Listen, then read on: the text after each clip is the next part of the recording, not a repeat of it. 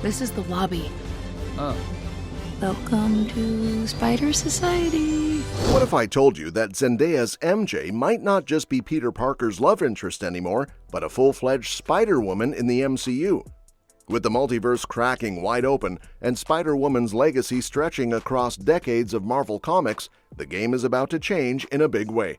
From secret Skrulls and street-level heroes to Gwen Stacy's fan-favorite Spider-Gwen, this character has worn many faces, and now she's swinging straight into Earth 616. So buckle up, because we're breaking down how Spider-Woman's past could shape Marvel's future and why Zendaya's next role might be her boldest one yet.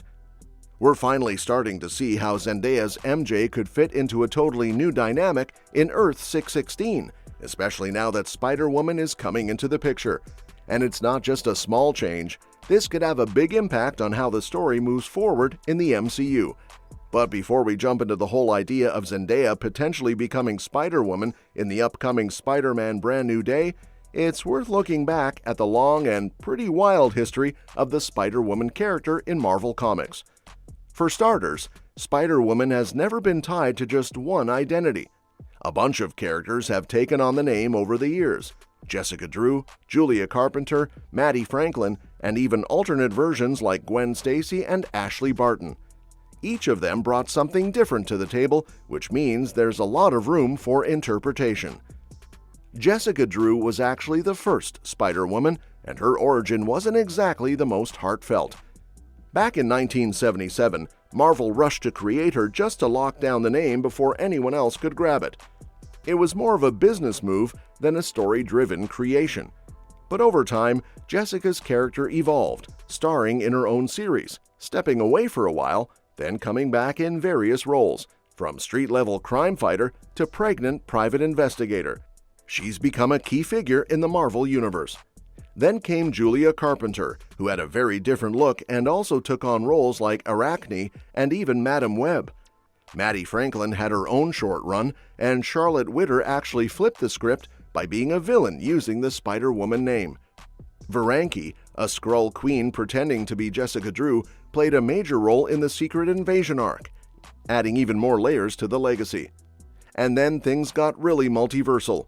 In one universe, Spider-Woman is a female clone of Peter Parker, which obviously leads to some intense identity questions. In another, Gwen Stacy gets bitten by the spider and becomes Spider-Gwen, a character who's grown into a fan favorite, especially in the animated Spider-Verse films. So where does Zendaya fit in? While we don't know exactly which version she'll play, the big theory is that she might be a Spider-Woman variant who ends up in Earth 616, possibly changing everything for Tom Holland's Peter Parker. If that's the case, then it opens up all kinds of emotional and story-driven possibilities. After all, Peter had to let MJ go in No Way Home. Now imagine him meeting someone who looks just like her but isn't the same person. That's bound to hit hard. This would give Zendaya a chance to play a whole new version of MJ, one with powers, her own backstory, and maybe even a different purpose in the story. Whether she's inspired by Jessica Drew, Julia Carpenter, or even an entirely new character, it would be a clever way to keep Zendaya in the mix without undoing the emotional weight of the previous movie's ending. And from a fan perspective, it feels like Marvel's way of giving us a new angle to explore without taking away what came before. Plus, the idea of Zendaya suiting up and swinging alongside Spider-Man, that's something we haven't seen before, and it could be incredible, both emotionally and visually. This version of Spider-Woman wouldn't just be Peter's love interest anymore, she'd be a hero in her own right, with her own arc and place in the larger MCU.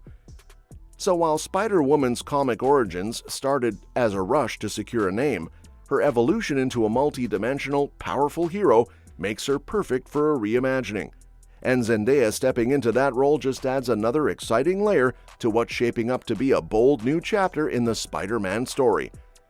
That said, Sony still holds the rights to Spider-Man and a whopping 900 other characters connected to his universe, thanks to their long-standing deal with Marvel. That includes a bunch of Spider-Women, one of whom is Jessica Drew, who first appeared in Marvel Spotlight number 32. Because Sony seems to be expanding its Spider-Man universe, there's a strong chance we'll be seeing more of these characters on the big screen in their own solo projects. Jessica Drew, better known as Spider-Woman, recently popped up in the animated film Spider-Man Across the Spider-Verse, voiced by Issa Rae. But she's actually been around for a long time in the comics. She debuted in 1977, created by Archie Goodwin and Marie Severin, and even had her own solo series that ran for 50 issues. At one point, Jessica was brainwashed into working as a spy for Hydra, but later she got pulled into major storylines like Secret Invasion and joined the New Avengers. Her character has seen a few revivals over the years, with different runs including writers like Brian Michael Bendis and Dennis Hopeless. She remained a notable and powerful hero in Marvel's lineup, and with the current focus on multiversal storytelling in both Sony and Marvel Studios projects, her debut in live action seems like it could be right around the corner. Now, with the MCU preparing for its massive multiverse events, Avengers Doomsday and Secret Wars, Jessica Drew could find herself thrown into the action. In the comics, particularly in Secret Wars Volume 3, she's chosen by Reed Richards to help pilot a survival ship during a universal collapse.